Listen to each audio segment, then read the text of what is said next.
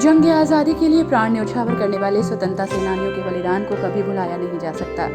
ऐसी ही अमर गाथा है मुरादाबाद में जन्मे स्वतंत्रता सेनानी मजीबुद्दीन उर्फ नवाब मज्जू खां की, जिन्होंने अपने ऐश व आराम छोड़कर 1857 में ब्रिटिश शासन के खिलाफ विद्रोह का ऐसा बिगुल बजाया था कि अंग्रेजों की फौज को मुरादाबाद छोड़कर नैनीताल भागने को होना पड़ा था। तो सबसे पहले हम पुराने इतिहास की बात करते हैं 1857 की, जो मेरठ से शुरू हुआ और उसी दौरान में हमारे यहाँ मुरादाबाद में नवाब मज्जू खां हुआ करते थे।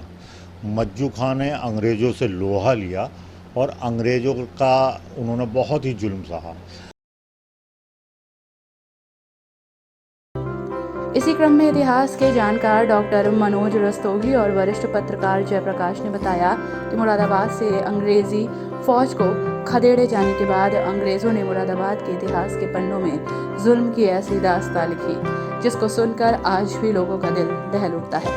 अंग्रेज अफसर विल्सन ने मुखबिर की सूचना पर 25 अप्रैल 1858 को नवाब मज्जू खां हवेली पर हमला कर उनका सीना गोलियों से छलनी कर दिया था, जिसके बाद अपनी दहशत कायम करने के लिए अंग्रेजी फौज ने उनके शव को हाथी के पैर से बांधकर घसीटा था और उनके शव को चूने की भट्टी तक में झोंक दिया था और आखिर में उनके शव को गलशहीद में इमली के पेड़ से लटकाकर छोड़ दिया गया था। एक बहुत बड़ा योगदान आज़ादी की लड़ाई में रहा।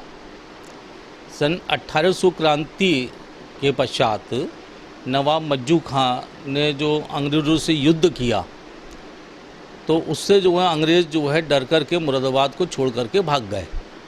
नवाब रामपुर ने नवाब मज्जू खां की बहुत सहायता की। नवाब मज्जू खां का यहाँ करीब 13 महीने शासन भी रहा। बाद में एक मुखबिर ने, अंग्रेज़ों ने जो एक मुखबिर की सहायता से नवाब मज्जू खां को उनके घर पर गोली से उड़ा दिया।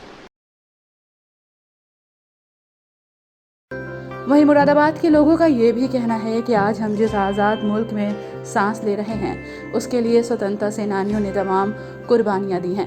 हमें उनकी शहादत को कभी भूलना बहादुर शाह नहीं जफर चाहिए। के स्थानीय सूबेदार थे। जब 1857 की क्रांति हुई तो उन्होंने भी अंग्रेजों के खिलाफ युद्ध छेड़ दिया।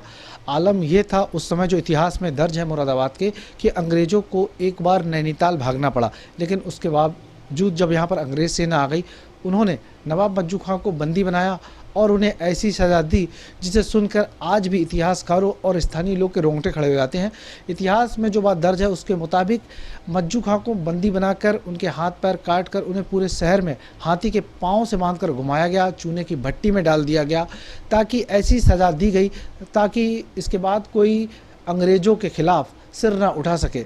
लेकिन जब हम आज़ादी के आंदोलन में मज्जू खां के भूमिका और योगदान की चर्चा करते हैं, तब उनका नाम कहीं ना कहीं हमें बेदखली मिलता है। यानी उनके गौरतलब है कि आने वाली पीढ़ी को सेनानियों के बलिदान की गाथा सुनानी चाहिए, ताकि उन्हें पता चले कि हमें यह आज़ादी कितने बलिदानों के बाद मिली।